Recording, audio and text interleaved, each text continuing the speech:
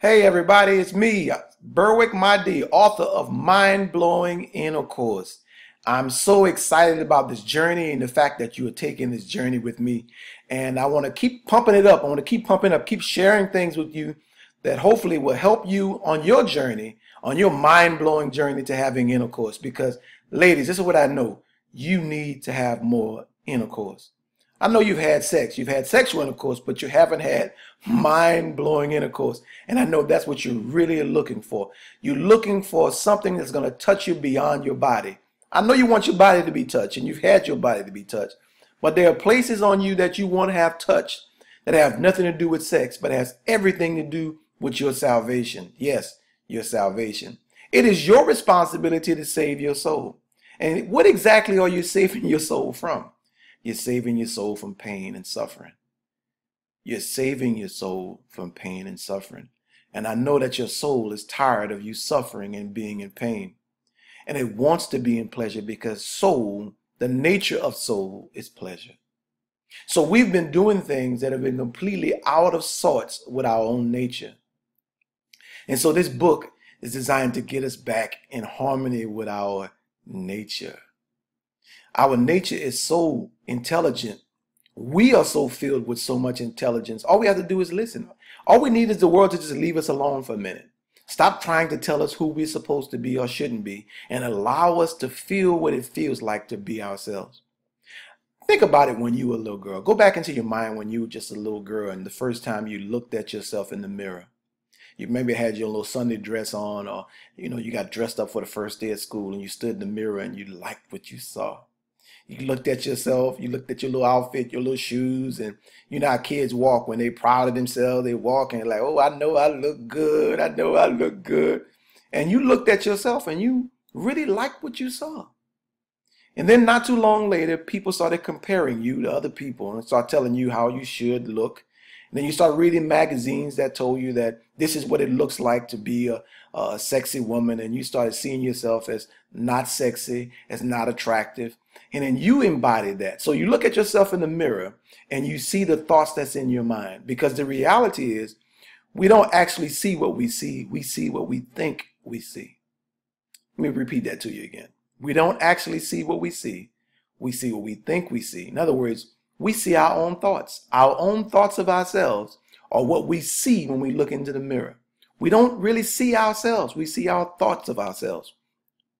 And until those thoughts transform and align with a beautiful vision of yourself, a vision of yourself that welcomes you into this world, and I mean like with arms wide open and just bear hugs you and says, baby, you are wanted. Baby, I love you. Baby, I love this body. I love everything about me.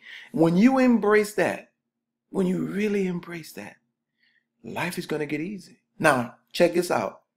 Some of us, our capacity for pleasure is not that big. Our pleasure package is small. Some of us have a big pleasure package and some of us have a small pleasure package. Most people have a small pleasure package. Now, size does matter, especially when it comes down to the size of your pleasure package. I don't want anybody in my life that has a big pain package. I don't want anybody in my life that's always finding problems in things. I don't want anybody in my life that's constantly struggling to just enjoy themselves. If we're someplace and the place is designed for us to enjoy ourselves, then damn it, relax and enjoy yourself. Some people, their pain package is so big, they have no room for pleasure. So this is what the book does. This book enlarges your pleasure package. Yes, women, you too need to have a big pleasure package. You're going to develop a humongous pleasure package, and every person's life that you come into, they're going to want you to come back because your pleasure package is so big that when you come into their lives, you just bring so much pleasure and so much joy into the atmosphere because that's who you are. This world has gotten us to expand our pain package so much that we believe that's all that there is for life. And it is a bold-faced lie. There is so much more to life. And I tell you what, we could transform the weather if we embrace pleasure.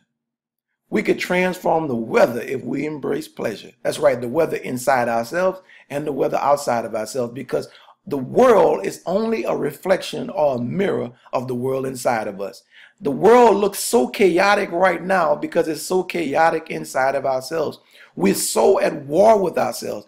If you ever seen the movie The Matrix, especially the last installment of The Matrix, where Mr. Smith is fighting with Neo, and Mr. Smith has multiplied to millions of himself, and Neo is trying to fight him and trying to fight him and trying to fight him. By the way, Mr. Smith represents your ego and all the problems that your ego sees in the world. So every Mr. Smith is a different problem. And in your life, you've created that many problems. So Neo is fighting his problems, and he's not going to win.